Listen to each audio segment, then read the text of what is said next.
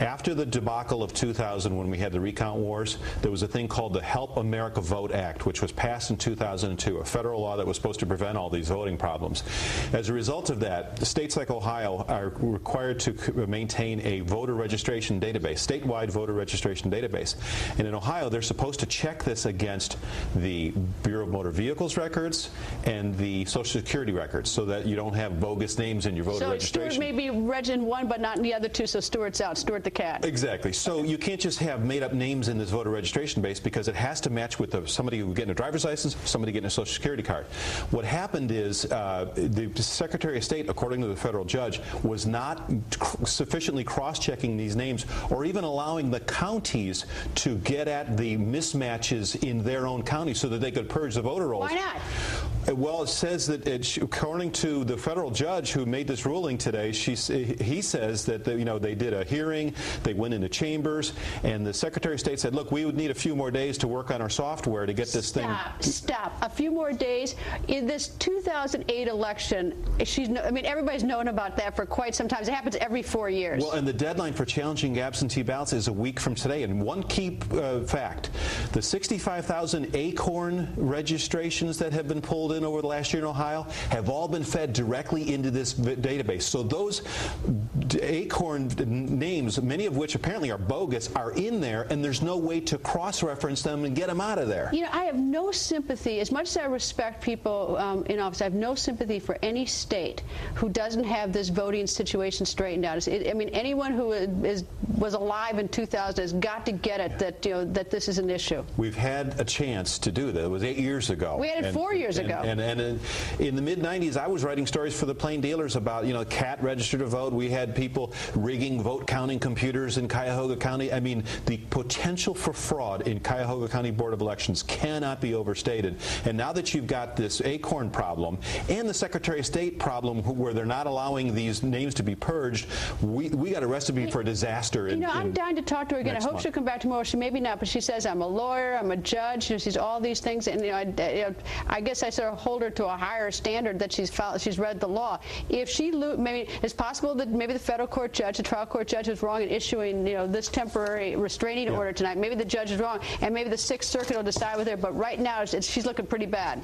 Well, and time is running out. We have a week. After a week passes, and I think October 25th, you're allowed to open up the absentee ballots. And once you open up the absentee ballot and take the card out of the envelope, that's the last time you can trace that vote back to the person whose name is on it. After that, it becomes an anonymous ballot, and there's no way to disqualify it. Which is why the temporary restraining order is issued, because time is of the essence. It's got to be issued right away. But it is extraordinarily distressing that we're even in this situation. Yeah, you got tens of thousands of potentially fraudulent voter registration names are in the Ohio database right now, and the question is there any way to get them out of there? You know what the other bad thing about it is that every person has a right to vote, one vote, and the homeless have a right to vote. Everybody has a right to vote. You don't have a right to be told how to vote. No one should be doing that. But because this Secretary of State is a Democrat, and because this was brought by the Republican Party, it has all sort of the overtones as being, as being politically motivated. Maybe it was, or maybe it isn't. But bottom line is, people have a right to vote, and we have a right to the integrity of the system. One of the things I learned when I started covering the Board of Elections, you think your vote is this sacrosanct, precious thing, and once you cast it, it gets into it just goes into the system, unmolested.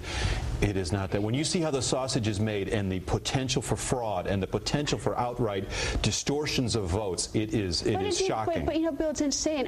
When we were with the president in the Middle East, I needed money. I stuck my ATM card in an ATM machine in the Middle East, and when I came back, my account had already been debited the amount. If I can get $200 out of a machine halfway around the world, and you can't vote in Cuyahoga County and make sure that your vote is counted, go it's figure. Inexcusable. And I shouldn't. And I'm not meaning to beat up on Cuyahoga County. A lot of the problems I cited were from the mid-'90s, and they may have cleaned up their act quite a bit. Apparently, what makes you think that? I got to go to a wedding there this weekend. I don't want them to bar me from entering Cuyahoga County. I love Cuyahoga County, but there have been problems there, and you have to be vigilant. This is a major election on the line here. Well, it's not. The other thing too is that we focus on Ohio because it's a swing state. If these problems were in California or New York or District of Columbia, we wouldn't be so flipped out because they have not determined elections. They're overwhelming in one direction. It's not going to be a close call. Ohio is most likely to be the state again, just like in 2004. 2000 it was Florida. 2004 it was Ohio. And I think it's going to be 2008 Ohio and may again. I selfishly wish, if there's a problem, and I don't want a problem, that it be